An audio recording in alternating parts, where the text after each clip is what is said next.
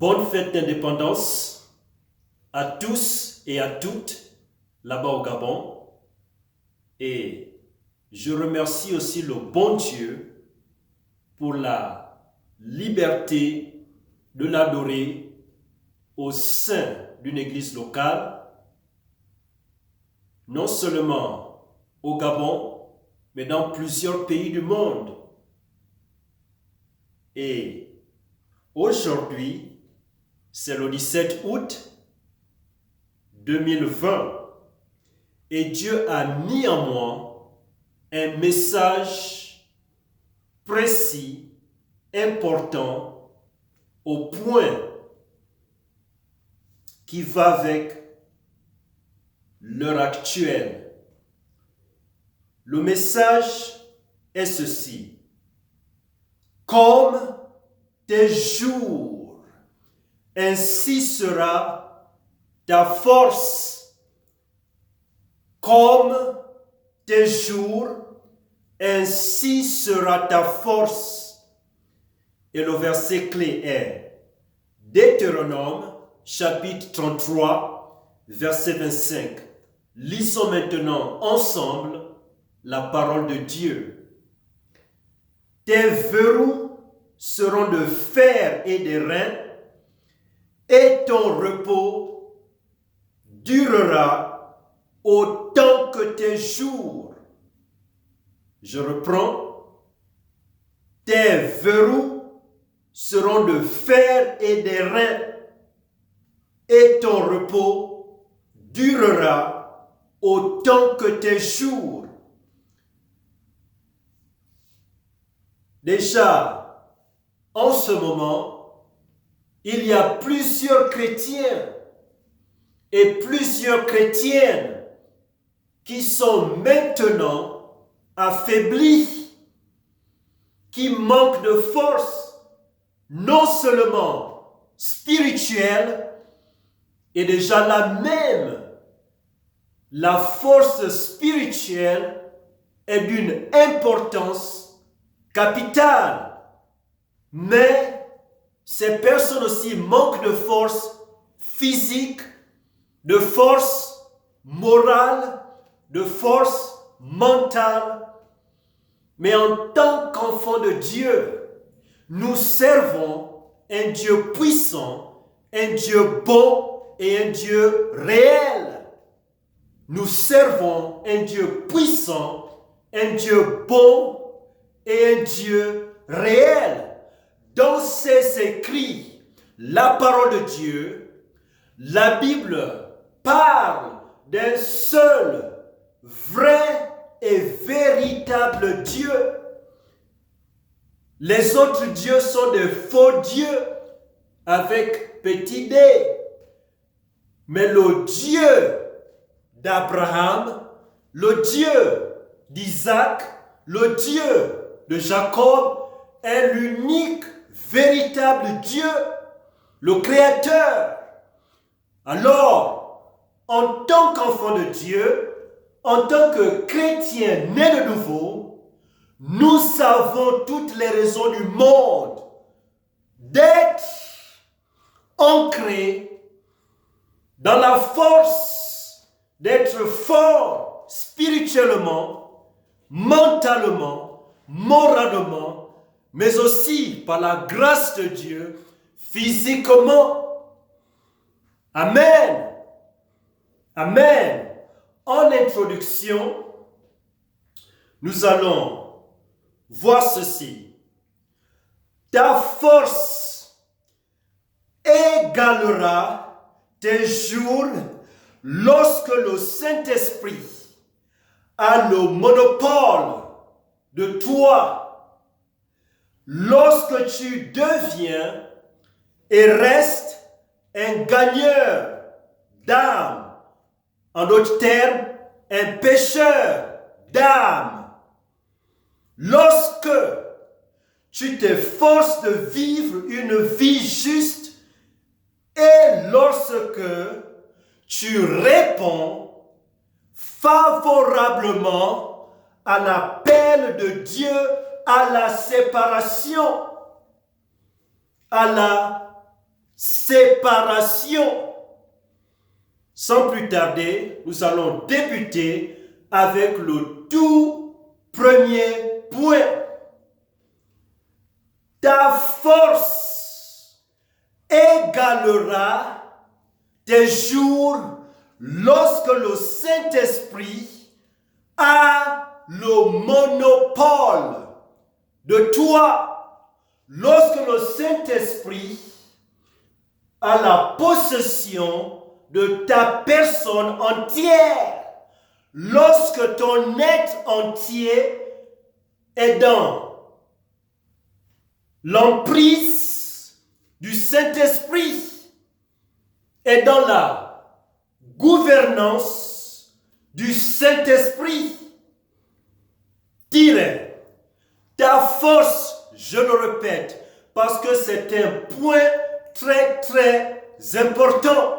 Ta force égalera tes jours lorsque le Saint-Esprit a le monopole de toi, lorsqu'il a la possession de toi, lorsqu'il a l'emprise de ton être tout entier. Tiret, ta force égalera tes jours lorsque le Saint-Esprit a ton être tout entier. Par exemple, lorsque tu écris avec un stylo, tu as à l'instant même le monopole ou le contrôle de ton stylo tout entier. Le stylo est maintenant soumis à ta gouvernance et cela nous donne une image mentale afin d'essayer de saisir, d'appréhender ce que cela signifie par laisser le Saint-Esprit avoir le monopole de toi, de tout ton être. Amen. Il y a plusieurs années qu'un chrétien avait dit ceci, qu'il parlait de D.L. Moody en disant qu'il avait le monopole des églises. C'était une critique, un ragoût. Et voilà comment un autre chrétien qui était bien informé avait confirmé le fait que Moody n'avait pas le monopole des églises. Mais par ailleurs, le Saint-Esprit avait le monopole de Moody. C'est la raison pour laquelle Dieu l'avait utilisé puissamment. C'est la raison pour laquelle, sous ça, mais par l'utilisation de Dieu, Moody avait vu plusieurs âmes venir en Christ, naître de nouveau, parce que le Saint-Esprit avait le monopole de Moody. Bien-aimé, cher ami, lorsque tu décides de laisser le Saint-Esprit guider ta vie, Dieu peut faire quelque chose de semblable. Dieu peut faire quelque chose de similaire, comme il avait fait avec Moody. Maintenant, regardons le livre de Actes des Apôtres, chapitre 1, verset 8. Lisons maintenant la parole de Dieu. Mais vous recevrez la puissance du Saint-Esprit qui viendra sur vous et vous me servirez de témoin tant à Jérusalem que dans toute la Judée et la Samarie et jusqu'aux extrémités de la terre. Remarquez bien le 5e mot dans ce verset, et ce mot est le mot puissance.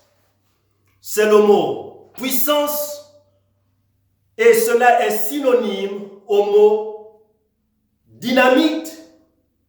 Lorsque tu utilises une dynamite, par exemple,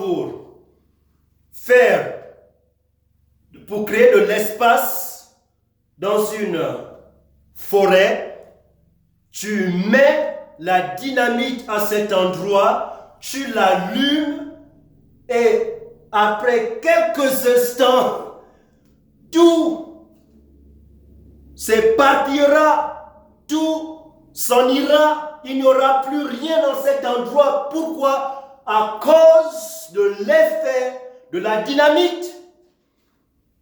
Et c'est un peu ça l'idée ici avec le Saint-Esprit. Le Saint-Esprit peut transformer nos vies. Lorsque le Saint-Esprit, lorsque tu nais de nouveau, Dieu te donne la totalité du Saint-Esprit. Mais cela ne signifie pas que le Saint-Esprit a le monopole de ta vie. Cela ne signifie pas que le Saint-Esprit a le plein contrôle de ta vie. Certes, il est maintenant en nous, bien après notre seconde naissance, notre naissance spirituelle. Mais cela ne signifie pas que le Saint-Esprit a le monopole de ta vie. Bien-aimé, cher ami, c'est une action volontaire qui doit se passer. Il doit y avoir une décision dans la prière d'appeler le Saint-Esprit dans la prière et de lui donner le plein contrôle de ta vie. Amen. Donc, cher ami, le Saint-Esprit de Dieu a-t-il le monopole de ta vie, de toi? Autre question. À quel point veux-tu que le Saint-Esprit ait tout ton être, ait tout en toi, ait le monopole de ta vie? À quel point? À quel point? À quel point? Donc, le premier point était ceci. Ta force égalera tes jours lorsque le Saint-Esprit de Dieu a le monopole de ta vie, de toi. Deuxième point. Deuxième point. Ta force égalera tes jours lorsque tu deviens et restes un gagneur d'âme. Lorsque tu deviens et restes un pécheur d'hommes.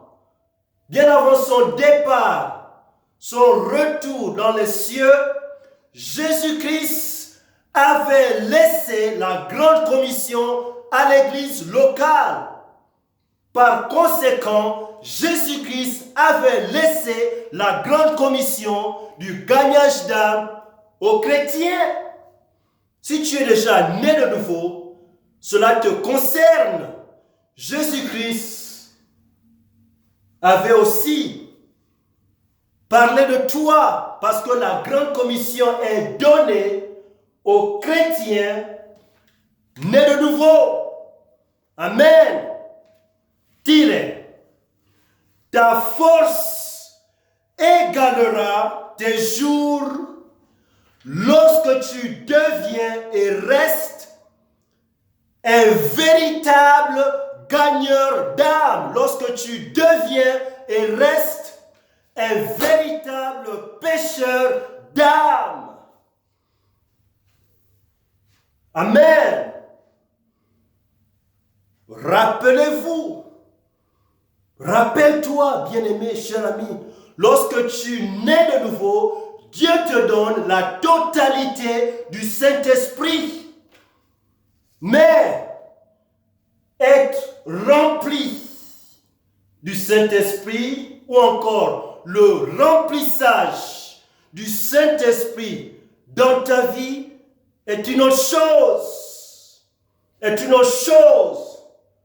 Cela requiert une décision personnelle de le faire, de laisser le Saint-Esprit envahir ta vie, contrôler ta vie, guider ta vie, diriger ta vie.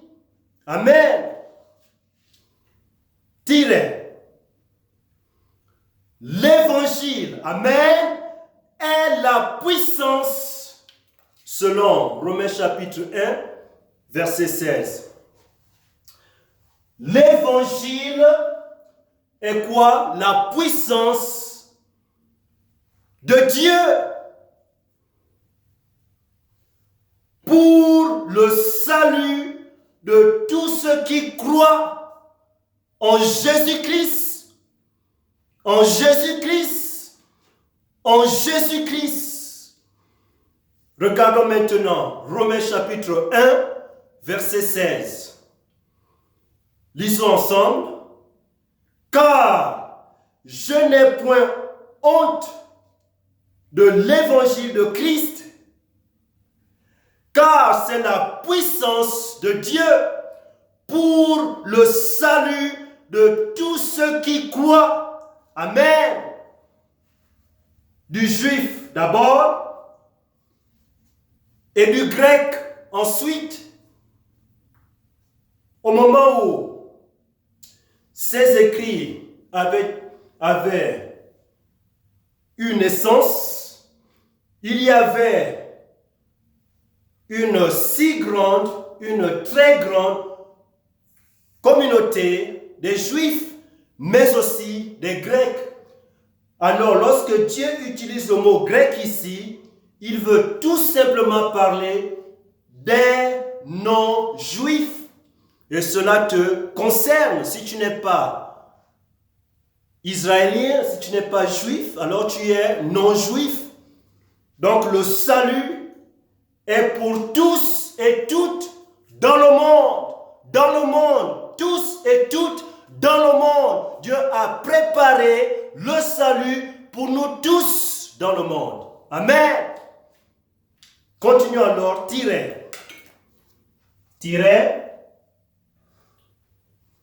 il y a une histoire qui s'était passée il y a plusieurs années dans une certaine terre ou partie du monde.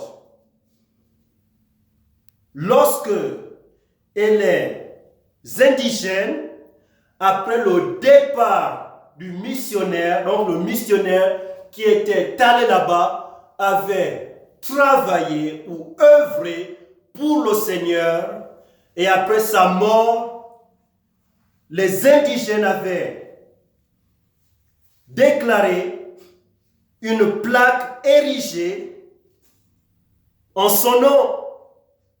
Et voici ce que lit la plaque. Lorsque Jean Paton, un missionnaire, est arrivé dans les îles Hébrides, il n'y avait pas de chrétiens. J'aimerais bien aimer que tu prêtes maintenant, tu prêtes attention à ceci. Mais quand il est mort, il n'y avait pas de cannibales. Il n'y avait pas de cannibales. Les cannibales sont des mangeurs d'hommes. Lorsqu'il était arrivé dans cette ville, c'était une pratique commune.